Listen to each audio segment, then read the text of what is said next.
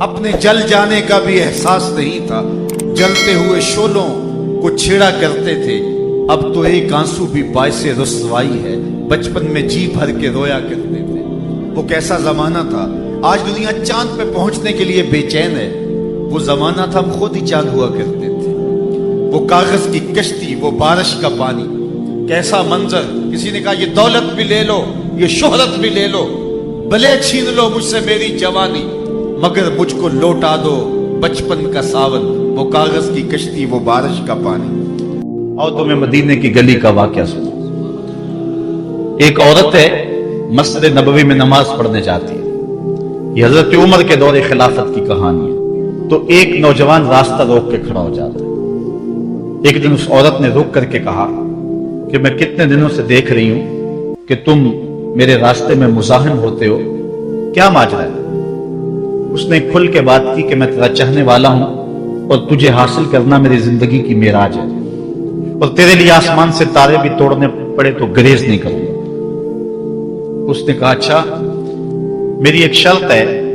اس نے کہا بتاؤ، جلدی بتاؤ، لب کھولو، میں ابھی پوری کر دوں گا۔ کہا نہیں، چھوٹی سی بات ہے، 40 دن تک حضرت عمر کے پیچھے نمازیں پڑھ لو، اس کے بعد 40ویں دن کی آخری نماز کے بعد اسی وقت میں تمہارا انتظار کروں گی، پھر جدھر کہو گے چل پڑیں گے۔ کہا ٹھیک، یہ کون سی مشکل بات ہوئی؟ 40 دن نمازیں پڑھنے سے اگر تو مل جائے تو میرے لیے کون سا یہ مشکل معاملہ ہے۔ 40 دن حضرت عمر کے پیچھے نمازیں چلتی رہی، دل کی دنیا تبدیل ہوتی رہی۔ 40ویں دن کی آخری نماز کے بعد جب وہ نوجوان واپس پلٹنے لگا تو وہ لڑکی حسب وعدہ وہاں کھڑی تھی، لیکن اس نے دیکھا نہیں ہے، نظر جھکا کے گزر رہا ہے۔ اس نے کہا جانے والے توجہ کر، میں تیرے لیے کھڑی ہوں۔ کہا خیر سے کھڑی رہو۔ عمر نے دل کا تعلق رب سے جوڑ دیا۔ اگر میرے پیچھے ایک بندہ 40 سال نماز پڑھتا رہے اور اس میں تبدیلی پیدا نہ ہو تو پھر مجھے شرم آنی چاہیے کہ نہیں آنی چاہیے؟ یار یہ تو میں ایک امام کی بات سنائی ہے، اور تمہیں دلی کے ایک مانگت کی کہانی سناؤں۔ دلی کی جامع مسجد کی سیڑھیوں پہ ایک مانگنے والا بیٹھا ہوا ہے۔ ایک بہت بڑا انگریز افسر مسجد کی وزٹ کے لیے آیا، اس نے ہاتھ پھیلا دیا، اس نے اپنی جیب سے پرس نکال کر کے چند روپے اس کی جیب میں رکھے، دوبارہ جب پرس ڈالنے لگا تو پرس گر گیا۔ اس مانگنے والے نے وہ پرس اٹھا کے سنبھال لیا۔ خیر کچھ وقت گزرا، 1 سال کے بعد دوبارہ وہی افسر اس مسجد کی زیارت کے لیے، مسجد کو دیکھنے کے لیے، سیر کے لیے دوبارہ آیا تو فقیر نے پہچان لیا کہ یہ وہی ہے۔ اس نے کہا بابو جان ذرا 2 لمحوں کے لیے رکنا۔ کہا کیا ماجرا ہے؟ کہا بس 2 لمحوں کے لیے۔ دوڑ کے گیا، اپنی کٹیا سے وہ پرس نکال کے لے آیا اور اس کے ہاتھ میں کہا کہ پچھلے سال آپ آئے تھے، آپ کا یہ پرس گر گیا تھا آپ کی جیب سے، میں ڈھونڈتا رہا لیکن آپ نہیں مل پائے، میں نے سنبھال کے رکھا تھا کہ شاید دوبارہ کبھی ملیں تو میں ان کو دے دوں گا۔ اس کی آنکھیں پھٹی کی پھٹی رہ گئی۔ اس نے کہا جو ٹگا ٹگا مانگ رہا ہے، اتنا قیمتی پرس اور اس میں اتنی رقم، وہ آسودہ زندگی گزار سکتا تھا، تو یہ پرس واپس کیوں کر رہا ہے؟ اس نے کہا مانگنے کی بات اور ہے لیکن یہاں ماجرا اور ہے۔ اس نے کہا کیا ماجرا ہے؟ اس نے کہا کہ اگر تیرا پرس میں سنبھال لیتا، رکھ لیتا، کام آ جاتا، 4 دن کی زندگی عیش سے گزر جاتی، لیکن مسئلہ یہ نہیں ہے، مسئلہ یہ ہے تو عیسائی ہے اور میں حضور کا غلام ہوں۔ کل قیامت کے دن اگر تیرے نبی حضرت عیسیٰ نے میرے نبی کے سامنے شکایت لگا دی کہ آپ کے امتی نے میرے امتی کا پرس چرایا تھا، تو پھر میرے نبی کو تیرے نبی کے سامنے شرمندگی اٹھانی پڑے گی۔ تو میں مانگت ضرور ہوں، بے غیرت نہیں ہوں کہ اپنے نبی کو تیرے نبی کے سامنے شرمندہ کروں۔ یہ تو مانگتوں کی کہانی ہے، آج تو بادشاہ لوٹ رہے ہیں، آج تو پیٹ بھاری نہیں رہے ہیں اور ہم کہتے ہیں ٹکڑے ٹکڑے کر دیں گے، یہ زبانی دعوے ہیں، جمع خرچ ہیں۔ ایسا نہیں ہوگا، آؤ اپنے اندر تبدیلی پیدا کریں۔ ہم اپنی ماضی کی تاریخ پڑھتے ہیں تو حیرت زدہ ہو جاتے ہیں، لوگوں میں کتنی اخلاقی بلندی تھی، آج ہمارے اخلاق لٹ گئے، آج ہمارا کردار نہیں رہا۔ ہم مدینے کی گلی میں پھر دوبارہ چلتے ہیں۔ حضرت عمر رضی اللہ تعالیٰ عنہ کا دربار لگا ہے، ایک شخص کو پکڑ کر لوگ لے آتے کہ شخص نے ہمارے باپ کو قتل کر دیا، حضرت عمر رضی اللہ تعالیٰ عنہ نے پوچھا کیا ماجرا ہے بھائی؟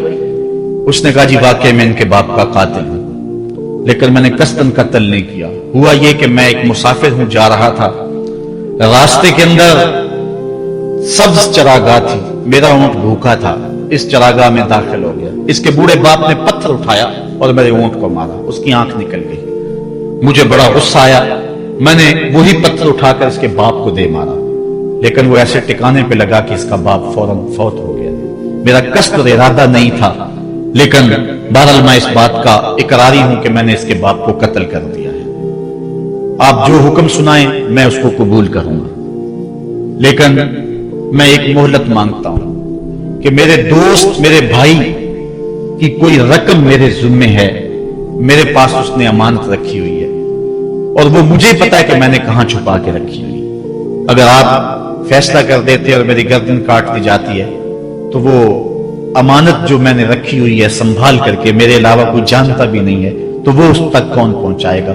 اگر آپ مجھے 3 دن کی مہلت دے دیں تو میں جا کر کے اس کی امانت اس کو واپس کر کے پھر واپس آؤں گا، پھر یہ پھندا پھانسی کا میں اپنے گلے میں ڈلوانے کے لیے تیار ہوں۔ حضرت عمر رضی اللہ تعالیٰ عنہ نے فرمایا کہ کوئی شخص تیری ضمانت دے دے تو ہم تجھے چھٹی دینے کے لیے تیار ہیں۔ اس نے دائیں بائیں دیکھا، پورے مدینے میں اس کا کوئی شناسہ ہی نہیں تھا، واقف ہی نہیں تھا، ایک اجنبی شخص تھا۔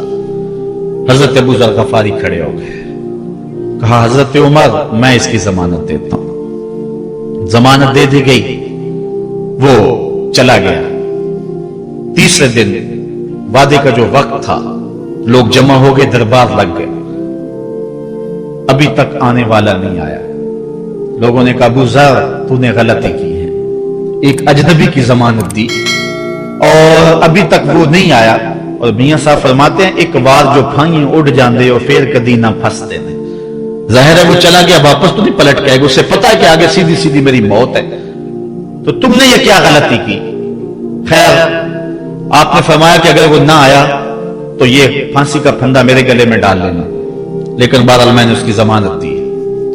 کچھ عرصہ بیتا کہ دور سے گرد و غبار اڑتا ہوا دکھائی دیا، جب صورت واضح ہوئی تو وہی شخص تھا۔ حضرت عمر فاروق رضی اللہ تعالیٰ عنہ کے دربار میں کھڑا ہو کہنے لگا حضرت کسی وجہ سے تاخیر سے پہنچا ہوں، معذرت چاہتا ہوں، اب جو حکم ہے پورا کیجیے۔ حضرت عمر رضی اللہ تعالیٰ عنہ اس کے پھانسی کے احکامات جاری کر چکے تھے۔ آپ نے فرمایا کہ ابو ذر یہ بتا کہ تو نے اس کی ضمانت کیسے دی جب تو اسے جانتا نہیں تھا؟ تو سنو حضرت ابو ذر غفاری نے کیا کہا ایک اجنبی میرے محمد کے مدینے میں پناہ مانگ رہا تھا اور اس نے چاروں سمت دیکھا اور کوئی شخص نہیں تھا جو اس کو امان دیتا اور اس کی ضمانت دیتا، تو میں نے اس لیے ضمانت دے دی کہ نہ بھی آیا تو اپنی جان چلی جائے گی، کل کو یہ تو نہیں کہے گا کہ محمد کے مدینے میں کسی نے ضمانت مانگی تھی، پورے شہر میں کوئی ضمانت دینے والا نہیں تھا۔ اس کو کہا کہ انہوں نے تو ضمانت دے دی، میاں اب تو بتا کہ تو چلا گیا تھا، تجھے جانتا کوئی نہیں تھا، نہ پلٹ کے آتا تو تجھے کوئی پوچھنے والا نہیں تھا، تو نے یہ دوبارہ موت کے منہ میں کیوں اپنا سر رکھا ہے؟ تو اس نے کہا کہ میں نے کہا کہ ایک اجنبی کی ضمانت ایسے شخص نے دی ہے جو مجھے جانتا بھی نہیں ہے، اور اگر میں نہ گیا تو لوگ قیامت تک اجنبیوں پر بھروسہ نہیں کریں گے کہ اجنبی یوں سلوک کیا کرتے ہیں۔ تو حضرت عمر رضی اللہ تعالیٰ عنہ اس کے پھانسی کے احکام جاری کیے، تو جن کے باپ کو قتل کیا تھا وہ بیٹے کھڑے ہو گئے، کہنے لگے تاریخ کی کالک ہم اپنے منہ پہ ملیں گے، ہم بھی اپنے باپ کے قاتل کو معاف کر دیتے ہیں۔ یہ ہماری تاریخ ہے، یہ ہماری کہانی ہے، لیکن آج ہم کس جگہ پہ کھڑے ہیں اور کیا ہماری صورتحال ہے؟ نہ ہمارا کردار رہا اور نہ ہمارا کوئی تشخص رہا۔ آج ہم نے اپنا تشخص بھی مٹا کے رکھ دیا، اپنے طرز زندگی بھی بدل دی، نہ ہماری باطن کی وہ روشنی رہی، نہ ظاہری وہ صورت رہی کہ ہم پہچانے جائیں کہ حضور کے غلام ہیں، بلکہ آج بھانت بھانت کی بولیاں بول رہے ہیں۔ اقبال نے کیا کہا تھا؟ اپنی ملت پر قیاس اقوام مغرب سے نہ کر، خاص ہے ترکیب میں تجھے قوم رسول ہاشمی۔ بلکہ آج فیشن کے طور پہ یہ کہا جاتا ہے جی آج کل دین پہ چلنا بڑا مشکل ہے، یہ آپ بھی سنتے ہوں گے، لوگ کہتے ہیں جی آج کل دین پہ چلنا بڑا مشکل ہے۔ یہ کون کہہ رہا ہے؟ जो मस्जिद में आता है तो मौसम के मुताबिक गर्म और सर्द पानी दस्तयाब है, उसके लिए माहौल है, उसके लिए खूबसूरत कालीन बिछे हुए हैं, मखमली मुसल्ले रखे हुए हैं। जो नरम और गदार मुसल्लों पे पेशानी रख करके सजदा करता है वो बतौर फैशन कह रहा है जी आजकल दीन पे चलना बड़ा मुश्किल है। मैं इसके जवाब में कहा करता हूं मियां तेरे लिए मुश्किल है या करबला वाले हुसैन के लिए मुश्किल था? उन्होंने तो नहीं कहा कि दीन पे चलना मुश्किल है।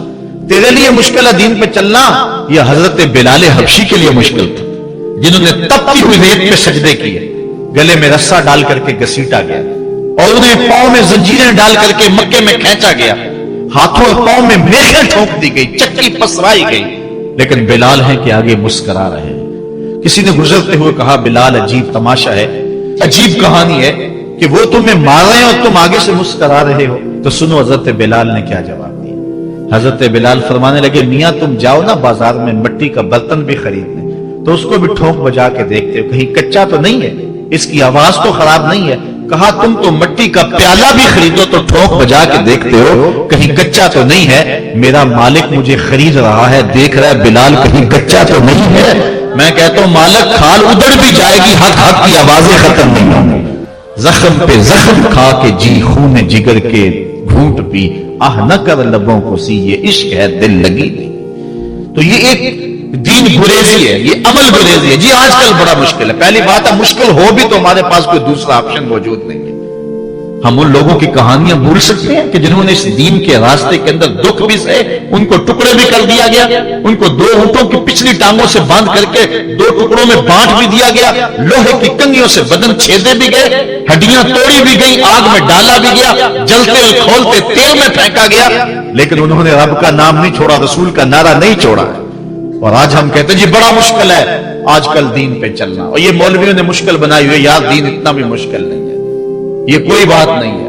हम सर से लेकर पांव तक इस्लाम में दाखिल हो, ये हमारे रब का हमसे ये तकाजा, या अय्युहल्लज़ीना आमनू उदखुलू फिस्सिल्म काफ़ा, ऐ ईमान वालो दीन में पूरे पूरे दाखिल हो जाओ, पूरे पूरे दाखिल हो जाओ। तुम्हारी वज़ाकता, अंदाज़े जिंदगी, तर्ज़े मुआशरत ये बताए कि तुम हुजूर के गुलाम।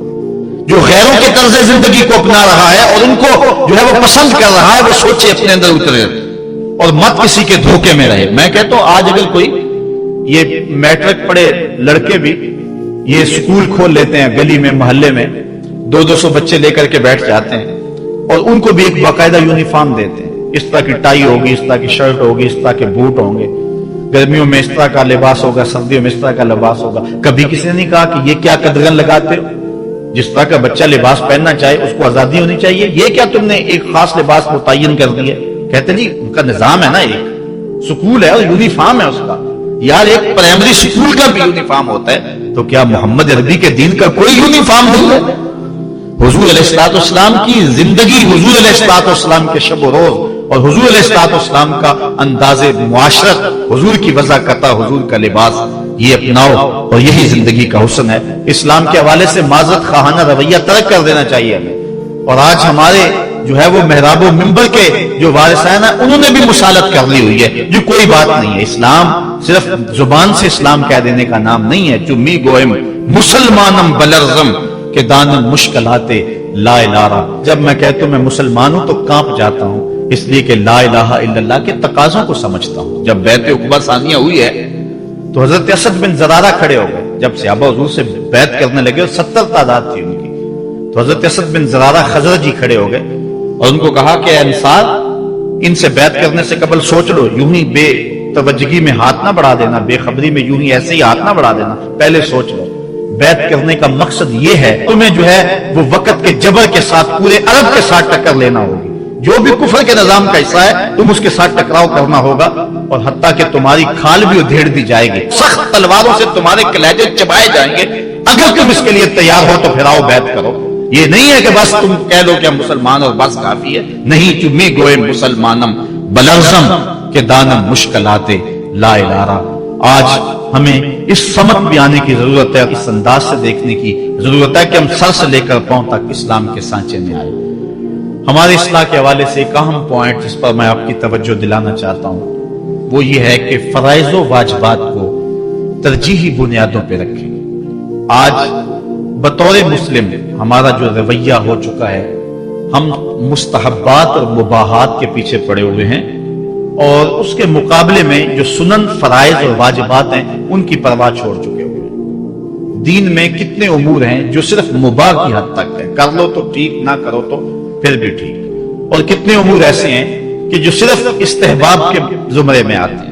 لیکن ہم کتنی چیزوں کو اس انداز سے گلے لگائے ہوئے ہیں کہ جس کا فرض ہو، اور اسلام کے اہم فرائض اور اسلام کی اہم واجبات ان کو ہم ترک کیے ہوئے ہیں۔ ساری رات ہم محفل میں جاگ لیں گے، فجر کی نماز نہیں پڑھیں گے تو کیا فائدہ ہوگا؟ ہم حضور علیہ الصلوۃ والسلام کے میلاد پہ جھنڈیاں بھی لگا لیں گے، سب کچھ کر لیں گے، لیکن حضور علیہ الصلوۃ والسلام کی سنت سیرت کو ترک کر دیں گے، تو بتاؤ کہ اس سے کیا حضور کی رضا میں حاصل ہو جائے گی؟ ہاں، اگر فرائض کی ادائیگی کے بعد ان کاموں کو کرو تو یہ تمہارے لیے بہتری کا سامان ہے۔ اور اس پر ایک دو روایات آپ کے سامنے رکھوں۔ ایک طرف حضور علیہ الصلوۃ والسلام سے محض محبت کا دعویٰ ہے، اور ایک حضور علیہ الصلوۃ والسلام کے دیے ہوئے دین کو اور حضور علیہ الصلوۃ والسلام کے پیغام کو اپنانا ہے، بلکہ ایک طرف اپنی طرف سے اظہار محبت ہو، وہ سچائی ہو، اور دوسری طرف حضور کا حکم ہو تو حکم ترجیح پا جائے گا۔ حضرت عبداللہ ابن رواحہ رضی اللہ تعالی عنہ یہ حضور علیہ الصلوۃ والسلام کے درباری شاعر ہیں۔ ویسے تو 34 سے 35 لوگ حضور علیہ الصلوۃ والسلام کی باقاعدہ نعت خوانی کرتے تھے، ویسے تو ہر صحابہ حضور کا نعت خواں تھا، لیکن یہ باقاعدہ حضور کی ثنا کیا کرتے تھے۔ لیکن 3 اصحاب جو ہیں یہ خاص طور پہ حضور علیہ الصلوۃ والسلام کے درباری نعت خواں کہلاتے ہیں، حضرت کعب بن زہیر، حضرت حسان بن ثابت اور حضرت عبداللہ ابن رواحہ رضی اللہ تعالی عنہ۔ حضرت عبداللہ ابن رواحہ کو حضور نے حکم دیا کہ صبح فجر کی نماز کے بعد ہی تم لوگوں کو لے کر کے فلاں جنگ کے لیے نکل جانا۔ اب یہ بات سمجھ میں یہاں آ رہی ہے کہ حضور علیہ الصلوۃ والسلام کے نعت خواں صرف نعت خواں ہی نہیں تھے، وہ مجاہد بھی تھے، وہ تلوار بھی اٹھاتے تھے، وہ جنگیں بھی کیا کرتے تھے۔ اور حضرت عبداللہ ابن رواحہ جن کا یہ میں تذکرہ کر رہا ہوں، یہ جنگ موتا کے اندر ان کی شہادت ہوئی ہے۔ یعنی یہ نہیں ہے کہ صرف زبانی دعویٰ اور جو ہے وہ عمل نہیں ہے، حضور علیہ الصلوۃ والسلام کی حرمت پہ حملہ ہو اور میدان کے اندر کوئی شخص نہ آئے، اور اسٹیج کے اوپر جتنے مرضی دعوے کرتا رہے، اس کے دعوے قبول نہیں ہوں گے۔ تو اب حضرت عبداللہ ابن رواحہ رضی اللہ تعالیٰ عنہ کا عمل دیکھیے، نعت خواں بھی ہیں اور مجاہد بھی ہیں دین کے۔ حضور نے فرمایا عبداللہ ابن رواحہ ان لوگوں کو لے کر صبح چلے جانا۔ حضرت عبداللہ ابن رواحہ کے پاس تیز رفتار گھوڑا تھا، آپ نے سب لوگوں کو صبح رخصت کر دیا، لیکن خود رک گئے، اس لیے کہ دن تھا جمعے کا۔ سوچا کہ دوبارہ پتہ نہیں حضور سے ملاقات ہو نہ ہو، جنگ پہ جا رہے ہیں، حالات کیا ہو، اس لیے میں بعد میں تیز رفتار گھوڑے سے ان لوگوں کے ساتھ مل جاؤں گا، رک جاتا ہوں تھوڑی دیر، حضور کے پیچھے جمعہ المبارک کی نماز ادا کر لیتا ہوں، یہ اعزاز بھی مل جائے اور وہ حکم تھا وہ بھی پورا ہو جائے۔ تو حضرت عبداللہ ابن رواحہ رضی اللہ تعالی عنہ نے نماز جمعہ ادا کی۔ حضور علیہ الصلوۃ والسلام نے فرمایا، اے عبداللہ بن رواحہ، میں نے تو تمہیں حکم دیا تھا کہ صبح تم چلے جانا، لیکن تم یہاں موجود ہو۔ عرض کی حضور، میں نے یہ عزم کیا ہے کہ میں ان کے ساتھ شامل ہو جاؤں گا، لیکن رکا اس لیے ہوں تاکہ آپ کے ساتھ جمعہ المبارک پڑھنے کی سعادت حاصل کر لوں۔ اب یہ سعادت چھوٹی نہیں تھی، حضور علیہ الصلوۃ والسلام کی اقتداء میں نماز، اور وہ بھی نماز جمعہ، کتنی بڑی سعادت ہے۔ لیکن حضور نے کیا فرمایا سنیے، اور اس مختصر سی بات سے بہت کچھ سمجھیے۔ حضور نے فرمایا، لو انفقت ما فی الارض جمیعا ما ادرکت فضل غدوتہم، اے ابن رواحہ، اگر تو زکات اس کے ضمن میں اگر جو ہے وہ محبت کے مظاہر بھی سامنے آ جائیں تو اس میں کوئی قباحت نہیں ہے۔ اور اس پر روایت حضرت عبداللہ بن قراد رضی اللہ تعالی عنہ سے، اور یہ صحیح بخاری میں موجود ہے، کہ آقا کریم علیہ السلام نے وضو فرمایا، اور وضو کا پانی زمین پر صحابہ گرنے نہیں دیتے، اپنے منہ پہ اور اپنے چہروں پہ مل لیتے ہیں۔ تو آقا کریم علیہ السلام نے فرمایا، ما یحملکم علی ھذا، صحابہ تمہیں اس بات پر کس شے نے ابھارا ہے؟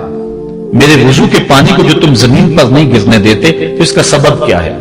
تو حضرت عبد الرحمن بن قراد کہتے ہیں کہ صحابہ نے کہا، قالوا حب اللہ ورسولہ، اللہ اور اس کے رسول کے پیار نے ہمیں اس بات پہ ابھارا ہے۔ تو حضور علیہ الصلوۃ والسلام نے جو ارشاد فرمایا، اس عمل سے نفی نہیں کی، لیکن ساتھ حضور نے فرمایا، جو چاہتا ہے اللہ اور اس کا رسول اس سے پیار کرے، اور وہ اللہ اور اس کے رسول سے پیار کرے، اسے 3 چیزوں کا خیال رکھنا چاہیے۔ ایک، جب بھی بولے سچ بولے، اور جب بھی اس کے پاس کوئی امانت رکھے تو امانت کو ادا کرے، اور اپنے ہمسایوں کے ساتھ حسن سلوک کرے. یعنی اگر وہ اس مظاہرہ محبت میں شامل ہو گیا اور حضور کے وضو کا پانی اس کے ہاتھ سے مس ہو گیا اور اس نے برکت سے اپنے منہ کے ساتھ مل لیا ہے، تو اس کا یہ مطلب نہیں ہے کہ جو باقی اعمال ہیں ان سے ان کو چھٹی مل گئی. یہ مفہوم ہے اس حدیث کا. اگر کوئی بندہ محفل میلاد منعقد کر لیتا ہے، دیگر امور مستحبات کی ادا کرتا ہے، تو اس کا یہ مطلب نہیں ہے کہ اب نماز نہ پڑھے اس کو کوئی پرواہ نہیں ہے، وہ بخشا گیا ہے. جس طرح کہ آج کل ہمارے ثنا خان جو ہے تعصب دیتے ہیں کہ جو محفل میلاد میں آ گیا وہ بخشا گیا. اللہ تعالیٰ چاہے اس کے لیے کوئی مشکل نہیں ہے، لیکن جو دین ہے اس دین کو ہلکا کرنے والی بات ہے. بلکہ آج کل تو ممبر و محراب پر جنت اور دوزخ کا مذاق اڑایا جا رہا ہے. ایک بندہ کہہ رہا ہے کہ ہوئے تو کیڑی جنت کا کرنا ہے تذکرہ. میں نے کہا میاں اسی جنت کا جس جنت کے لیے حضور لمبے لمبے ہاتھ اٹھا کے دعا مانگا کرتے تھے اور فرماتے جب اللہ سے مانگو تو جنت الفردوس مانگو. اپنے جل جانے کا بھی احساس نہیں تھا، جلتے ہوئے شعلوں کو چھیڑا کرتے تھے. اب تو ایک آنسو بھی باعث رسوائی ہے، بچپن میں جی بھر کے رویا کرتے تھے. وہ کیسا زمانہ تھا. آج دنیا چاند پہ پہنچنے کے لیے بے چین ہے. وہ زمانہ تھا ہم خود ہی چاند ہوا کرتے تھے. وہ کاغذ کی کشتی، وہ بارش کا پانی. کیسا منظر. کسی نے کہا یہ دولت بھی لے لو، یہ شہرت بھی لے لو، بھلے چھین لو مجھ سے میری جوانی، مگر مجھ کو لوٹا دو بچپن کا ساون. وہ کاغذ کی کشتی، وہ بارش کا پانی. اور تمہیں مدینے کی گلی کا واقعہ سنو. ایک عورت ہے مسجد نبوی میں نماز پڑھنے جاتی ہے. یہ حضرت عمر کے دور خلافت کی کہانی ہے. تو ایک نوجوان راستہ روک کے کھڑا ہو جاتا ہے. ایک دن اس عورت نے رک کر کے کہا کہ میں کتنے دنوں سے دیکھ رہی ہوں کہ تم میرے راستے میں مزاحم ہوتے ہو، کیا ماجرا ہے؟